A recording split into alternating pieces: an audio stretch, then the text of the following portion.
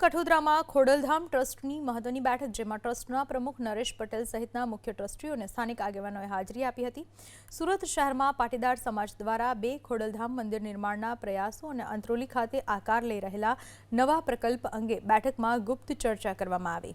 આ દરમિયાન ટ્રસ્ટ દ્વારા સ્થાનિક આગેવાનો પાસેથી મહત્વના સૂચનો મંગાવવામાં આવ્યા હતા।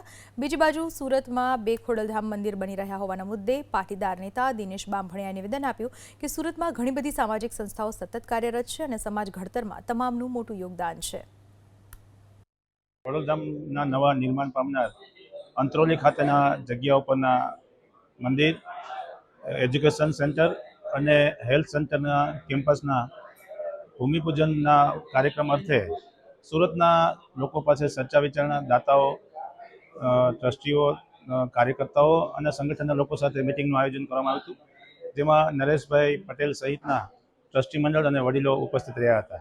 સચિન જીઆઈડીસી ખાતે તથા ભક્તિ ઇન્ટરનેશનલ સ્કૂલમાં અલગ અલગ આગેવાનોને મળવાનું થયું હતું અને લોકો તરફથી સૂચનો મંગાવવામાં આવ્યા છે કે અહીંયા કઈ જરૂરિયાતો છે, શું બનાવવું જોઈએ અને ખોડલધામે શું વિચાર્યું છે, એ તમામ વસ્તુની આપ લે કરવા માટે આજની મિટિંગનું આયોજન હતું।